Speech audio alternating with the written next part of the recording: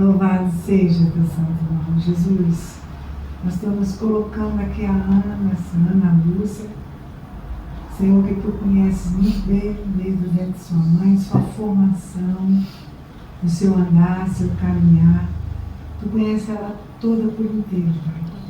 Mais do que ela própria, Pai. Senhor, toma ela nas tuas mãos, Pai. Toma esse momento de compromisso contigo, Jesus, que ela está tendo agora, mais do que nunca. Ter compromisso ela tem. Mas agora é responsabilidade muito grande, Senhor, de levar a tua palavra, Pai. Senhor, toma ela nas tuas mãos. Derrama a tua unção da cabeça à planta dos pés. Vai guardando sua vida, vai guardando a vida do seu filho, da sua nora, da sua neta. Vai guardando, Senhor. Dirige essa palavra ao nosso coração. Essa palavra vem ao nosso coração, Senhor. Limpando, curando, transformando as nossas vidas, Pai. Que esse campo que é o nosso coração esteja aberto, Senhor, para receber a tua palavra de hoje. A palavra é hoje. É hoje, Senhor, a tua palavra. Que venha entrar, Senhor, no nosso coração. Que nós Senhor, estejamos presentes, corpo, alma e espírito, Pai, na tua presença. E desde já te agradecemos pela manifestação do teu poder, da tua glória aqui neste lugar. No nome santo de Jesus. Amém.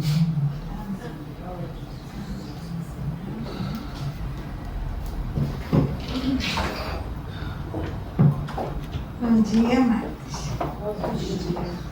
Como a pastora falou cedo, né? O culto começa desde que a gente chega, né?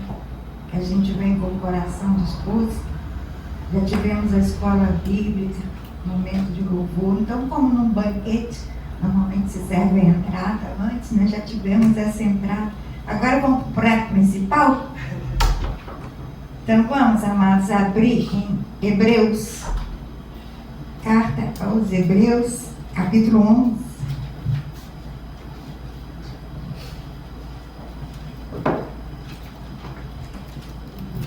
Hebreus 11, logo no versículo 1. Amém?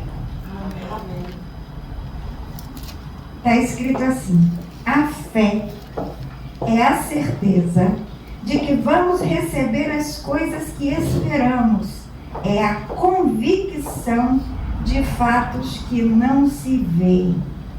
Em outra versão está: a fé é o firme fundamento das coisas que se esperam. Amém?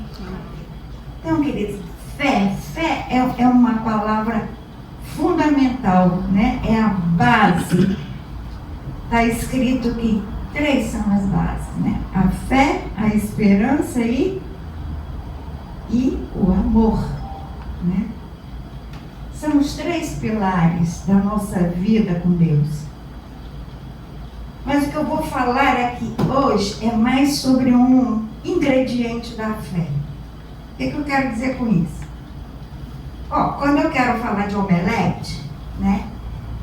Eu tenho que necessariamente falar de ovo, não é isso? Porque um omelete é feito de ovo. Se você vai botar salsinha, cebolinha, queijo, presunto, isso é a teu critério.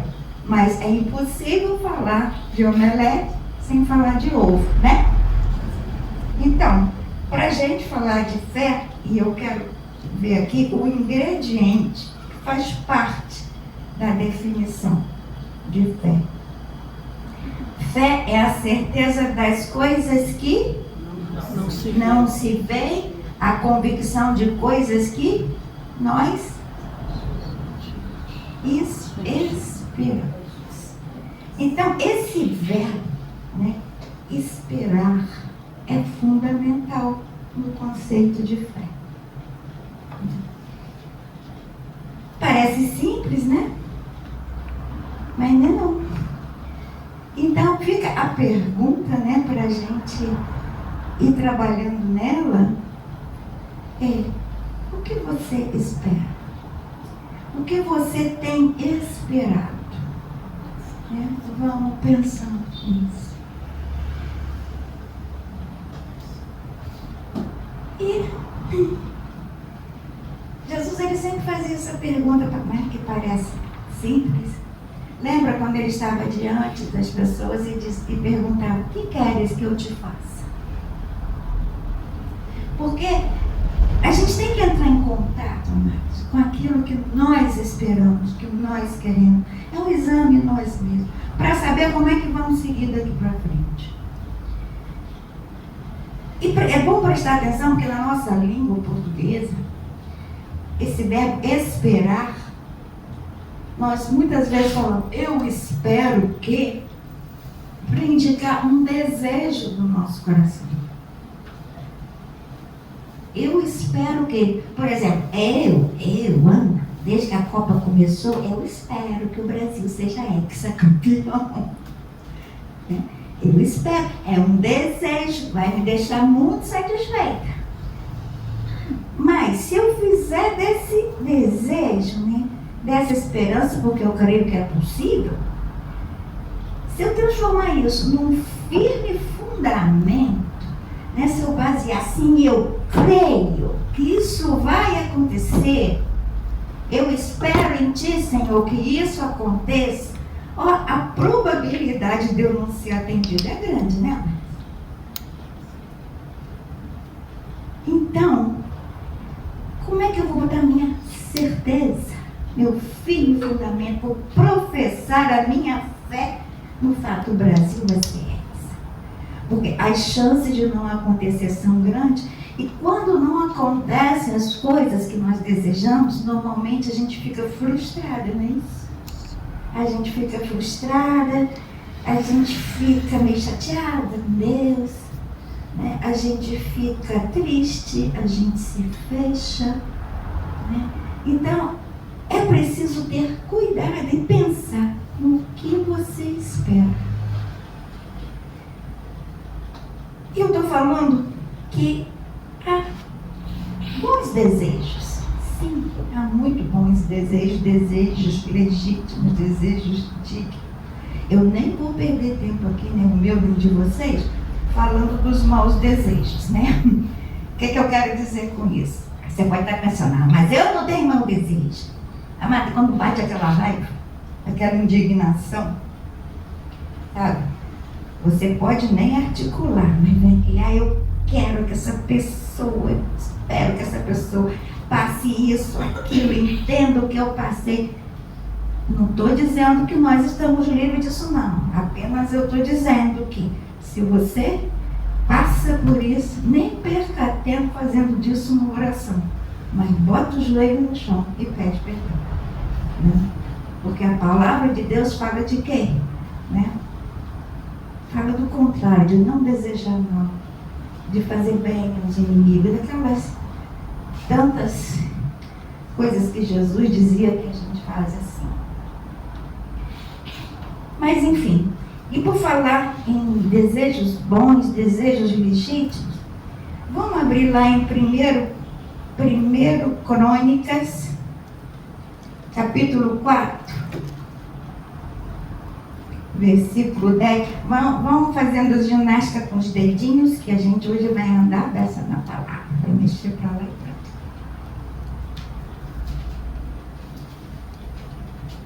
para cá. Amém? 1 Crônicas, primeiro livro de Crônicas, capítulo 4, versículo 10. Vamos falar de Jabes, uma pessoa que a gente recém ouviu falar, no Minuto com Deus. Está escrito assim, no versículo 10. Mas Jabes orou assim ao Deus de Israel: ó Deus, abençoa-me e dá-me muitas terras. Fica comigo e livra-me de qualquer coisa que possa me causar dor. E Deus atendeu a sua oração. Então, que desejo que Jabes está esperando? Ele pediu por prosperidade, não é mesmo? Ele quer muitas terras, quer ser livre do mal, e é um bom desejo. Embora a gente saiba que a prosperidade é sempre muito bom, mas isso não é fundamental para a sua salvação, não é mesmo? Tenha você a condição que tiver, porque não é a sua condição aqui na terra que vai garantir a tua salvação. Então, embora isso não fosse uma condição fundamental para a vida espiritual de Jabes, né? Ele também pediu que fosse livre de qualquer dor. O Senhor ouviu a oração de Jabes e o Senhor realmente deu a ele muitas terras e o protegeu do mundo. Agora vamos ver outro bom desejo, que está lá em 2 Samuel, capítulo 12.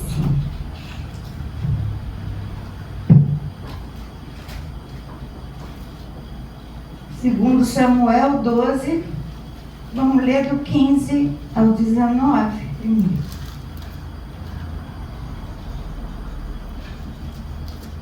Deixa eu explicar o contexto aqui. Davi, 2 Samuel 12. Davi tinha tido um filho com Batseba, um filho, né, daquela situação de adultério. Só que o filho, bebezinho ainda, adoeceu muito. E Davi, vamos ler daqui, versículo 15. Então o Senhor fez com que o filho de Davi e da mulher de Urias, que era Batseba, ficasse muito doente. Davi orou a Deus para que a criança sarasse e não quis comer nada. Entrou no seu quarto e passou a noite inteira deitado no chão. Então os funcionários do palácio tentaram fazer Davi se levantar, mas ele não quis e não comeu nada com eles. Uma semana depois, a criança morreu. E os funcionários ficaram com medo de dar a notícia a Davi. Eles disseram: enquanto a criança estava viva, Davi não respondia quando falávamos com ele. Como vamos dizer que a criança morreu?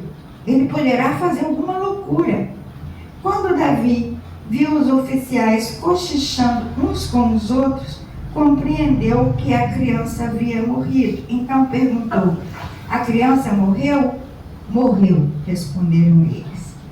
Até aqui, amados, a gente viu que Davi, ele estava pedindo pela vida de seu filho. Isso é um pedido mais do que legítimo, pela vida humana. Em todas as nações, né, existem leis diferentes, mas essa lei, né, esse valor da vida humana, isso está presente em qualquer cultura. Então, a vida humana, e Davi estava pedindo para o Senhor salvar essa vida, curar, ainda mais sendo seu filho. Mas o que a palavra disse aqui? Que não foi criado. A criança não foi curada, a criança morreu. Como é que Davi reagiu? Versículo 20.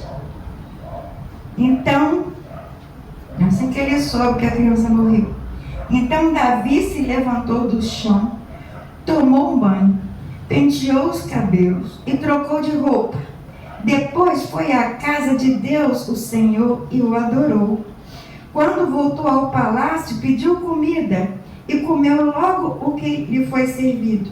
Aí os seus oficiais disseram: nós não entendemos isso. Enquanto o menino estava vivo, o Senhor chorou por ele e não comeu. Mas logo que ele morreu, o Senhor se levantou e comeu? Sim, respondeu Davi. Enquanto o menino estava vivo, eu jejuei e chorei, porque o Senhor poderia ter pena de mim e não deixar que ele morresse. Mas agora que está morto, por que jejuar? Será que eu poderia fazê-lo viver novamente? Um dia eu irei para o lugar onde ele está, porém ele nunca voltará para mim. Então foi um pedido legítimo, mas que o Senhor não atendeu. E eu me lembrei, enquanto estava estudando essas coisas, eu me lembrei de que eu vivi isso. Teve uma época na minha vida, foi assim que eu vim para essa igreja. Eu queria muito, mas muito uma coisa. Eu pedi ao Senhor e eu examinei, não tem nada contrário à palavra de Deus. Era um desejo, uma esperança legítima. Queria que o Senhor fizesse uma obra determinada na minha vida. Aquilo era tão importante para mim, a minha felicidade estava ligada àquela situação, né? Ao que o Senhor resolvesse aquela situação. E tão envolvida nisso eu estava, tão querendo tanto, que na época eu trabalhava, eu tirei uma semana de férias para ficar em casa, orando, jejuando, louvando e lendo a palavra. Foi só o que eu fiz. E aí, ainda me lembro muito bem que foi numa quinta-feira, eu estava, a minha bike, né, ergométrica, ficava no quarto, enquanto eu pedalava, eu ouvia os louvores, e aí eu ouvi esse louvor, que eu já conhecia, mas pela primeira vez eu comecei a prestar atenção. Que situação é essa que esse louvor fala? E eu li essa palavra exatamente, que Davi, ele jejuou, ele não, se rasgou, ele não fez nada a não ser orar, pedir pela vida de seu filho. E que o Senhor, a gente viu o resultado. E pela primeira vez eu cheguei a pensar, porque aquele louvor caiu diferente em mim, caiu como algo muito pessoal. E eu comecei a pensar, será que há possibilidade do Senhor não me atender? E logo eu chutei e disse, não, de jeito nenhum, que eu estou orando certo, eu estou orando para o bem. Aí nesse mesmo dia, nessa quinta-feira, eu tinha gabinete com a pastora. Então eu vim para cá, não comentei nada com ela. E aí do nada, olha as aspas, do nada, ela me fala assim, para de jejuar, para de clamar, agora é com o Senhor. Se eu disser para vocês que eu entendi na hora a profundidade da coisa, não entendi não, mas eu reconheci a voz do Senhor. Eu reconheci e eu obedeci, mesmo não entendendo. E aí o tempo foi passando, né? O Senhor foi cuidando, tratando lá por dentro. De forma que quando chegou o dia do não, o dia do chega, o dia do basta, o dia do acabou, eu estava numa paz. Mas numa paz que o Senhor já havia trabalhado aquele mundo. Eu senti uma alegria sobrenatural até. Eu até falei assim, acho que não fica nem bem fazer uma carinha alegre, né? Porque não era uma boa situação, mas eu estava tão em paz. Por quê? Porque o Senhor trabalhou, porque eu entendi que o Senhor estava querendo uma nova história para a minha vida. Eu entendi que um ciclo fechou. Eu entendi que o Senhor é o dono da minha vida e que Ele que escreve a minha história. Então, quando Ele prepara, acabou, recomeçou a tal mudança de rota, né, que a gente ouviu. Quando acaba, não é o fim, é uma retoma, uma mudança, é um recomeço. Então, sabe, se você ficar prestando, poxa vida, pediu para cura, o Senhor mandou, pediu uma bênção e não veio, e foi negada, muda completamente sua visão quando você olha para o Senhor e sabe quem Ele é. É isso que muda. Então, vimos, né, um desejo bom, legítimo, que o Senhor atendeu. Esse outro que o Senhor não atendeu, e tem mais. Vamos ver o outro desejo aqui. em Mateus. Mateus 8.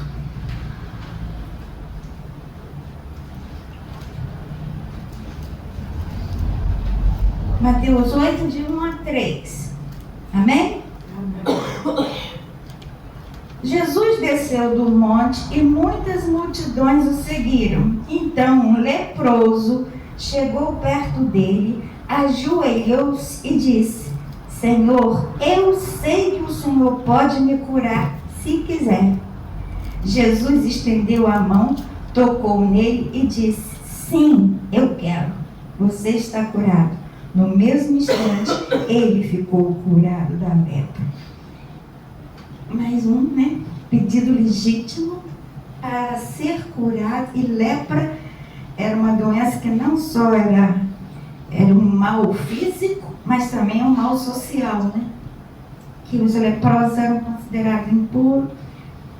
E esse homem, esse leproso, chegou e pediu a necessidade dele, de ser curado. Mas eu achei lindo quando ele disse: eu sei que tu podes me curar, se quiser.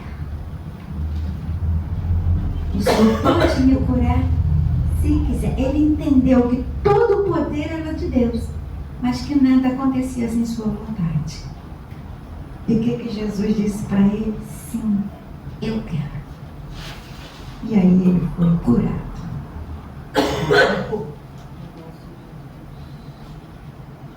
Outra situação, vamos lá para o Velho Testamento, em Jeremias.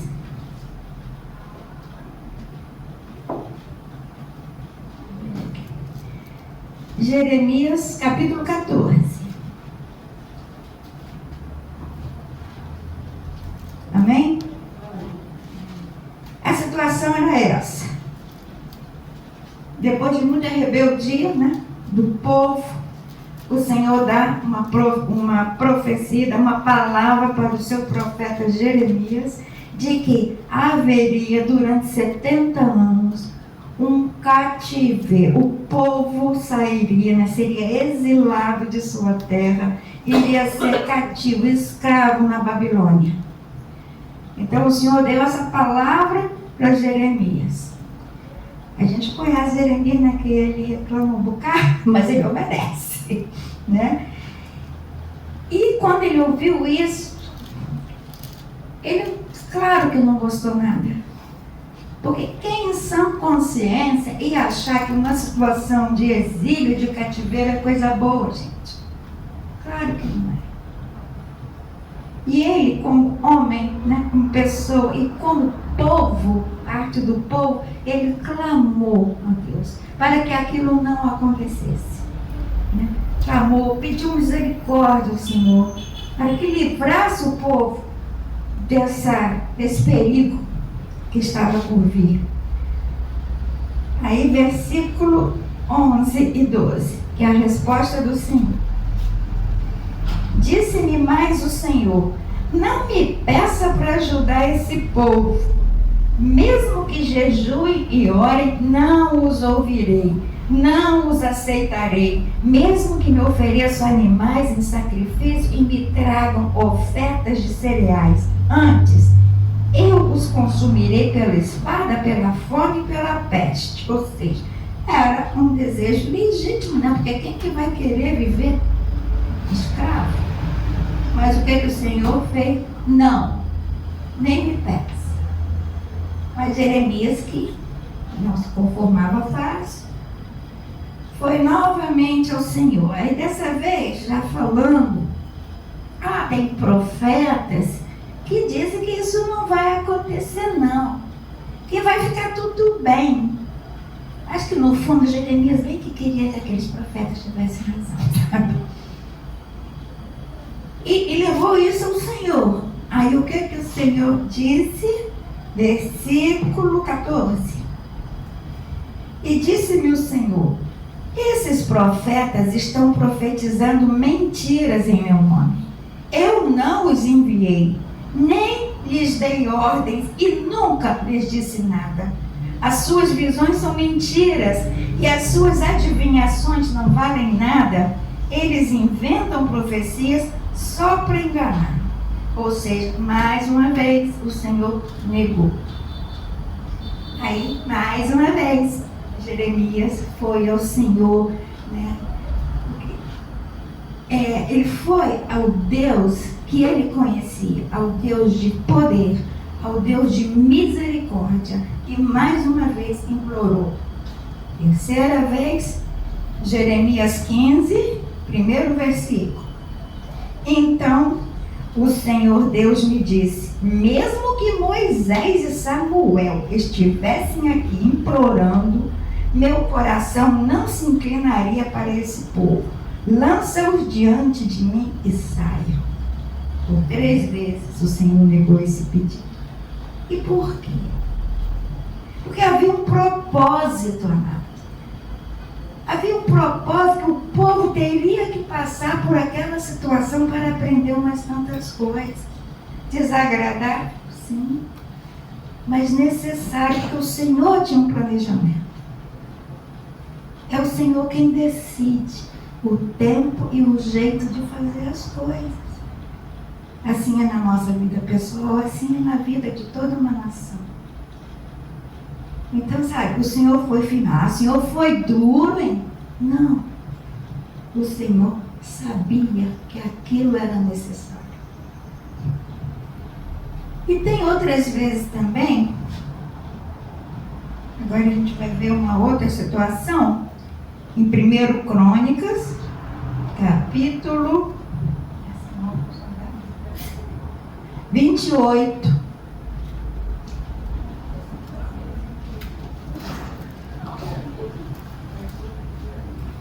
Amém? Versículo 2 e 3. A situação é a seguinte: Davi tinha um grande sonho, um desejo de construir um templo para o Senhor. Então ele planejou, né? Se preparou e ele expôs esse desejo ao Senhor. É o que o Senhor respondeu? Versículo 2. Não, Davi agora está contando o que o Senhor respondeu. Então Davi ficou de pé na frente dele, né, na frente do povo, e disse: povo da minha terra, meus irmãos, escutem. Eu quis construir uma casa onde ficasse guardada para sempre a Arca da Aliança, que é o estrado dos pés do Senhor nosso Deus. Eu havia feito preparativos para construir um templo em sua honra, mas ele me proibiu de construí-lo, porque sou soldado e fiz correr muito sangue. Versículo 6. E Davi continuou: Deus me disse: o seu filho Salomão é quem irá construir o meu templo. Eu o escolhi para ser o meu filho e serei o pai dele. Então, às vezes, né, a gente viu que o Senhor atende e o Senhor não atende. E outras vezes que ele atende, mas não no tempo em que você pediu. No caso, o desejo de Davi de construir um templo foi atendido sim, e seria atendido, mas não na época de Davi. Davi nem ia ver isso.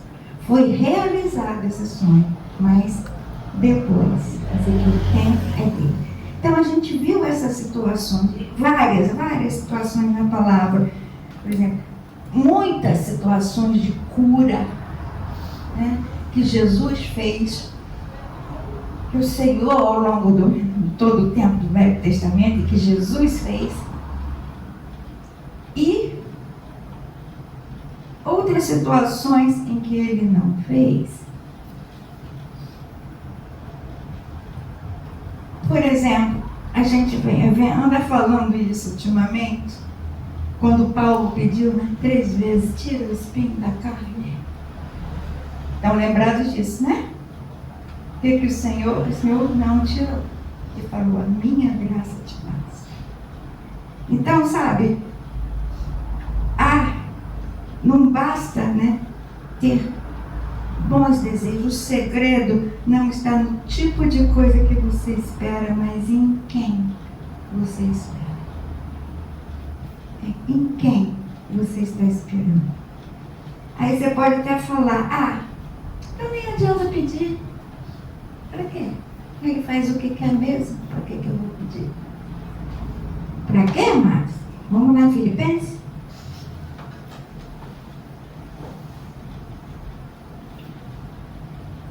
Filipenses 4:6, capítulo 4, versículo 6.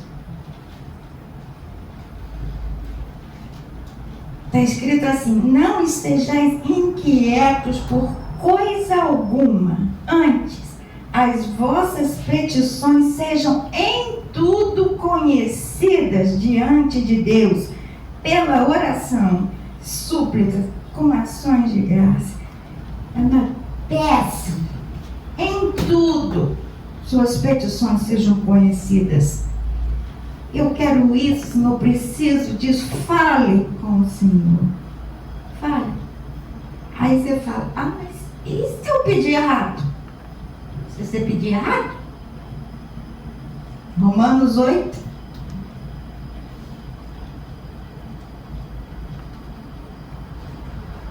(26 e 27), amém? É assim. Assim também o Espírito de Deus vem nos ajudar na nossa fraqueza, pois não sabemos como devemos orar, mas o Espírito de Deus, com gemidos que não podem ser explicados por palavras, pede a Deus em nosso favor. E Deus, que vê o que está dentro do coração, sabe qual é o pensamento do Espírito. Porque o Espírito pede em favor do povo de Deus e pede de acordo com a vontade de Deus. Isso é o que a gente tem que crer. Se você pedir errado, pede errado, mas pede, sabe por quê? Porque o Espírito de Deus, que sabe, que conhece o teu coração, que conhece o teu espírito, sabe aquilo que você de fato precisa, e é isso que o Espírito Santo vai levar para o trono do Senhor. Então, está pedindo errado, mas o Espírito Santo consegue. Crê nisso? Amém. Amém. Então, sabe, não vou falar isso com o Senhor, não vou pedir. Pede. Seja sincero. Expõe tua necessidade. Porque mesmo que você... Aqui tá, é uma afirmação, a gente não sabe orar como deve. A gente não vê lá na frente. A gente não sabe as implicações disso. Né? Então, como é que a gente vai só adivinhar? E isso não existe.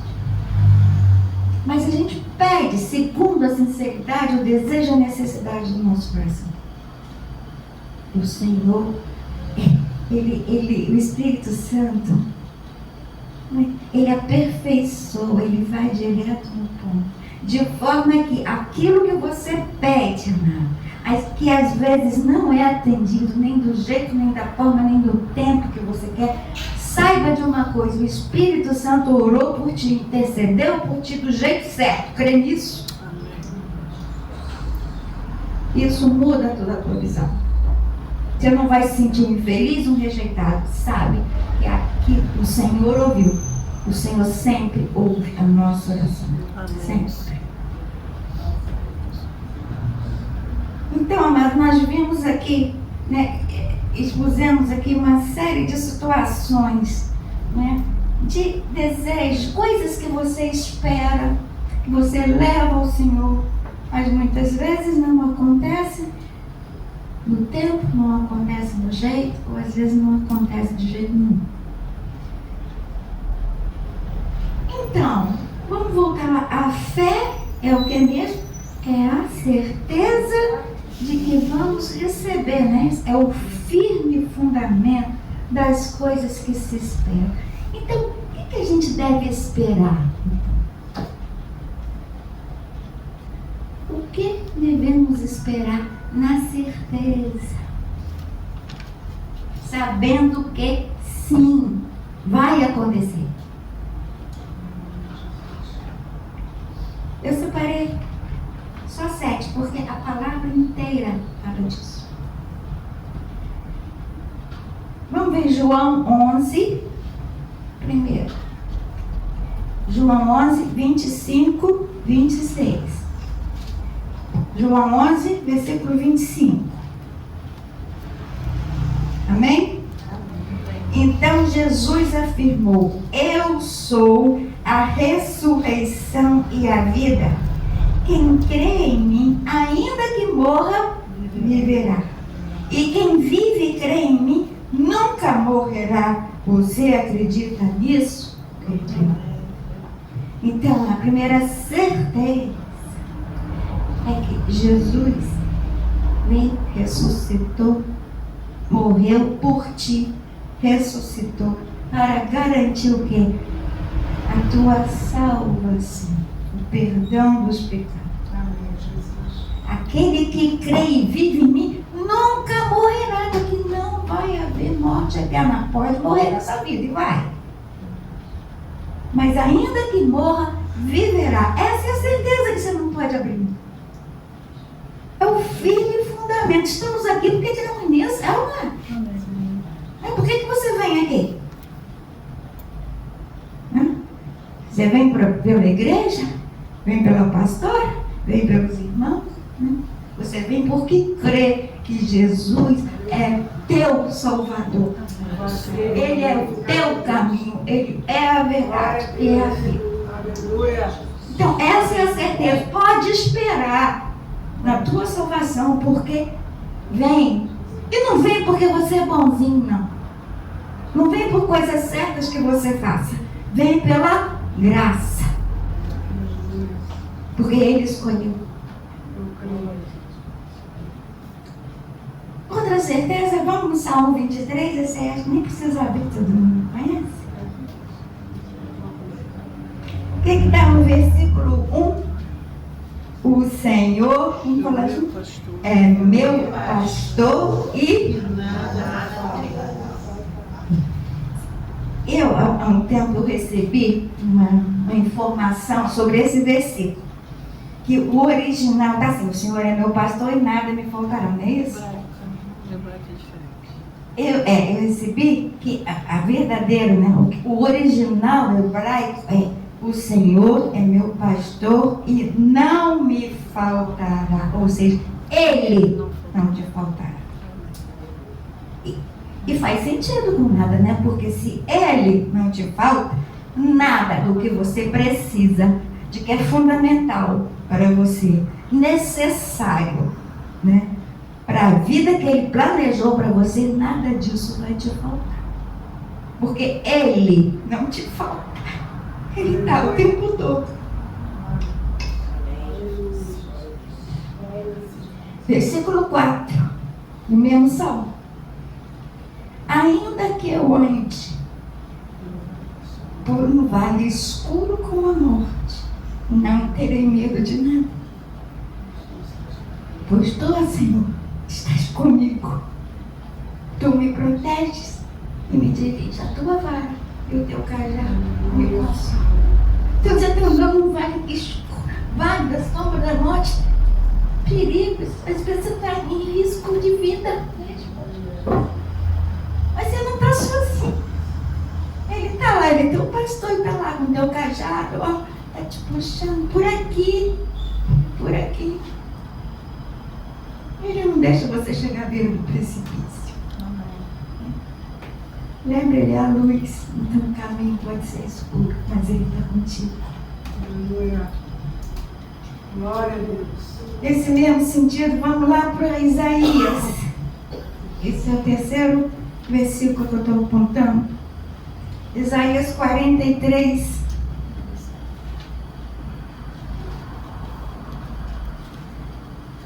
Versículo 2, amém? Amém. Até a primeira parte do 3.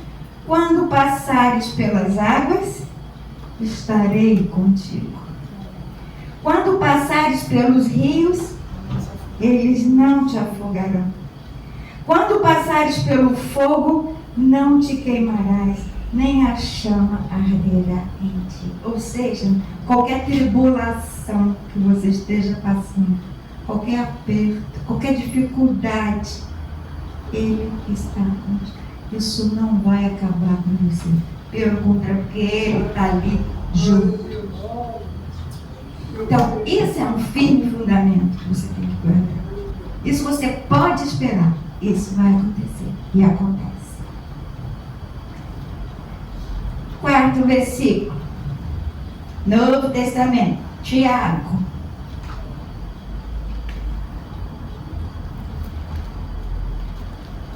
Tiago capítulo 1. Amém? Fica lá atrás. Preste atenção. Se alguém tem falta de sabedoria, peça a Deus e Ele a dará, porque é generoso e dá com bondade a todos. Porém, peçam com fé e não duvidem, de modo algum. Pois quem duvida é como as ondas do mar que o vento leva de um lado para o outro. Olha aqui, olha o que está falando. Quem tem falta de sabedoria, você tem? Eu tenho. Peça, mas peça com fé, porque Ele dá. A palavra está dizendo, se eu peço sabedoria para o Senhor, Ele me dá. Crê nisso. Amém. Então pede, porque eu já vi muito. Senhor, me dá sabedoria para resolver essa coisa. Aí você vem, né, faz aquela coisa e... Será que é de certo? Será que era isso mesmo?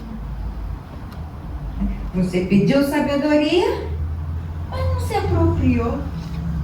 Porque o Senhor é capaz de conduzir o seu pensamento, de colocar condições à sua volta, pessoas que te ajudem, muda situações. Então, quando você pede sabedoria, Ele vai te dar todas as condições para você escolher certo. Crê nisso? Pede, mas pede com fé, confiando, porque o Senhor dá. Está aqui escrito. Porque Ele é generoso. E dá em profusão. Amém? Amém. 5. Filipenses 1. Eu amo esse versículo. Versículo 6. Estou plenamente certo de que aquele que começou boa obra em vós há de completá-la até o dia de Cristo Jesus. Olha, você crê que o Senhor começou boa obra em você? Então Ele não vai te largar. Às vezes parece que tudo desandou, né? Estava indo tão bem. E será que o Senhor desistiu? Mudou tudo. Está dentro do plano dele, porque Ele não larga a obra que Ele planejou para você, na sua vida. Ele vai até o fim. Ele vai tomar fôlego e caminha com Ele, porque Ele não larga não. E não deixe ficar confuso, não deixe pensamentos te confundirem. Mudou a situação, a coisa ficou estreita, mas Ele está contigo. Aquilo que Ele planejou para você, Ele só está como se estivesse tecendo, bordando situações para que você chegue a cumprir esse propósito que Ele tem para você. Ele não vai parar até o fim, até o último dia de tua vida. Então, esse é um firme fundamento. O Senhor não desiste. Ele sabe o que quer e sabe como faz. Louvado seja. O 6. Romanos 8, 38, 39. Eu acho que quase toda pregação fala isso. Pois estou bem certo de que, vai saboreando, nem a morte, nem a vida, nem os anjos, nem os principados, nem as coisas do presente, nem do futuro, nem os poderes, nem a altura, nem a profundidade, nem qualquer outra criatura poderá nos separar de quê? Do amor de Deus que está em Cristo Jesus, nosso Senhor. Esse amor, nada que te aconteça pode separar. É firme o fundamento, é certeza. O amor do Senhor está sempre contigo e nada, ninguém, nem diabo, nem pode te separar do amor de Deus. Em qualquer situação, amado, todas as dificuldades, rejeição, você sentir fora de espaço, não, o Senhor está comigo, Ele me ama. E nada disso que está acontecendo vai impedir, vai atrapalhar minha vida com Deus. E o sétimo, o último, foi como a pastora começou hoje, Isaías 55.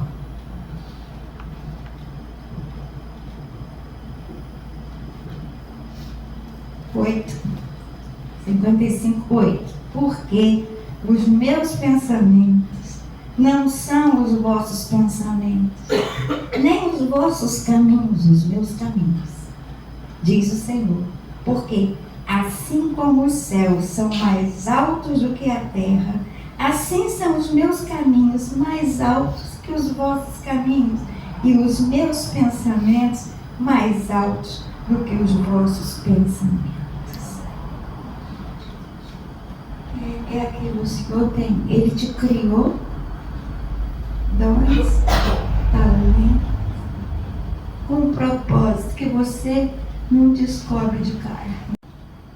E muitas vezes acontecem as coisas na vida da gente, né, que embalança, que a gente meio que perde a direção, mas o Senhor não perde a direção.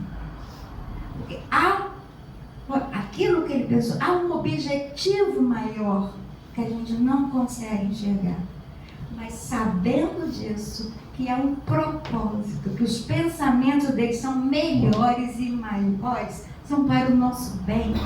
Se você sabe disso, se sua certeza, teu firme fundamento, você se sente seguro, e você atravessa isso. Porque é isso que você sabe. E você sabe que é isso que é, verdadeiramente. Amém? Então eu coloquei aqui 7, mas a palavra está repleta disso. E hoje, né, no culto de revelação, se você lembrar, com certeza chegou ao teu coração alguma passagem, alguma promessa. Leva pra gente para enriquecer, amém? Mas tem outra coisa, que enquanto eu estava fazendo isso, estudando, escrevendo, vinha um versículo na minha cabeça. Até que eu falei com o Senhor, Senhor, sabe o que está escrito? Assim, deleita-te no Senhor e Ele satisfará os desejos do teu coração. Está vendo, Senhor? O desejo do coração do cara. Ele disse, eu vou me ensinando daquele jeito dele. O que é deleitar-se no Senhor? O que é deleitar? É sentir aquele prazer. Isso, Zenildo, né? É estar com, é amar estar com Ele, é olhar para Ele, é se envolver com Ele. Se você se deleita, o teu prazer está nele. Então, quem se deleita no Senhor, naturalmente que o Senhor passa a ser o desejo do seu coração. E é por isso que Ele satisfará os desejos do teu coração, porque o desejo do teu coração, quando você se deleita nele, é Ele. E Ele não te faltará, não te largará. Né? Em qualquer situação de sua vida. Aí eu entendi, desejo no meu coração, tá bom, não preciso não. Né? Desejo é esse o principal desejo que Ele vai satisfazer. Amém? Vamos orar?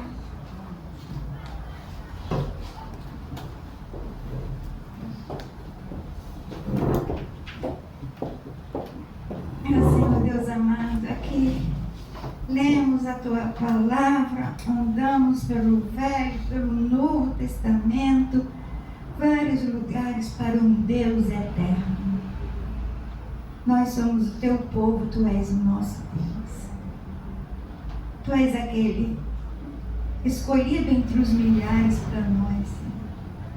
Tu és aquele que nossa alma esperou. Tu és o nosso Salvador, o nosso Redentor. E aqui agora, sonda, Senhor. Sonda os nossos corações, as nossas mentes. Traz à tona os desejos e os pensamentos do nosso coração. Ensina-nos, Senhor, a examiná-los. E saber onde é que a gente está pisando, para onde a gente vai. Ensina-nos, Senhor. É o momento de aparecer, porque Tu mesmo nos instiga a isso. O que queres que te faça? E qual é o fundamento da nossa esperança? Então, Senhor, vem. Eu creio, eu sei que Tu estás aqui neste lugar. Tu estás se movendo entre nós, dentro de nós. E Tu estás nos conduzindo, porque Tu és o nosso pastor. E há uma oração, Senhor, que é uma oração certa, perfeita, porque foi Jesus que ensinou. Nós queremos agora, diante de Ti, fazer essa oração com alegria no coração, porque a gente sabe, foi Jesus que ensinou. Tu bem lembras, ó Pai, como estava o coração de Jesus, o som de Sua voz, quando Ele nos ensinou isso. Nós queremos fazer essa oração não por repetição e por decoreba, Deus, mas colocando sentido em cada palavra e crendo que Tu ouvirás, porque ela é feita em nome de Jesus. Pai nosso, que estás no céu, santificado seja o Teu nome. Venha a nós o Teu reino, seja feita a Tua vontade, assim na terra como no céu. O pão nosso de cada dia dá-nos hoje. Perdoa as nossas dívidas, assim como nós perdoamos aos nossos devedores. Não nos deixes cair em tentação, mas livra-nos do mal, pois Teu é o reino, Teu é o poder, Tua é a glória, é desde sempre e é para sempre. Amém, amém e amém.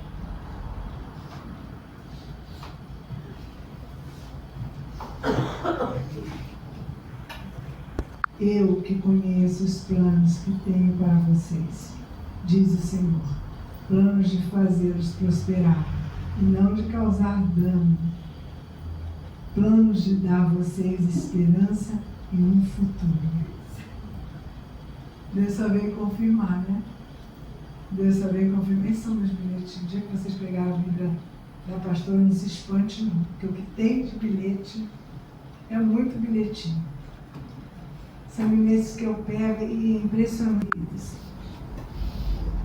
Senhor, abençoa a nossa semana.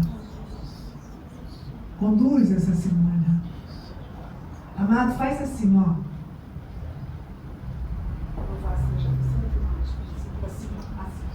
Como se fosse pegar alguma coisa, assim, ó. Assim. Louvado seja, você vai repetir, Senhor, estou pegando a minha porção dessa semana. E já te agradeço por essa porção que tu estás me dando.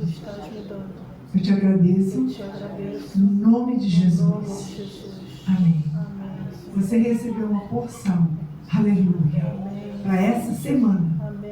Para essa semana, você recebeu essa porção para essa semana. E grandes coisas o Senhor vai fazer. Amém, Senhor, recebo, Pai. Começando por nós, amados. Amém. Por nós. Para nós podermos ter compreensão de várias coisas. De várias coisas. Mudanças. milagres. Louvado seja o teu santo nome, Jesus. A tua porção o Senhor já te deu para essa semana. É uma porção. Que porção é essa? Deus sabe, você conhecerá na hora exata. Amém. Aleluia. A porção que Deus te deu para essa semana. Creia nisso, amados. Presta bem atenção quando o Senhor faz alguma coisa no final do culto, queridos. Preste atenção. Preste atenção. Não desvaloriza. Valoriza. Porque é Deus te dando essa porção. É para essa semana. Semana que vem é semana que vem. É essa semana. É essa semana. Essa porção. Aleluia. Glória a Deus. Aleluia. Louvado seja teu santo nome, ó Rei de Israel. É para essa semana. É para essa semana. Louvado seja, Pai. Obrigada, Senhor. Muito obrigada. Me leva, Senhor, debaixo da tua proteção. Que a graça de Jesus, o amor de Deus, que a comunhão do Espírito Santo esteja sobre as nossas vidas, sobre as nossas casas, sobre as nossas famílias. E todos juntos podemos dizer: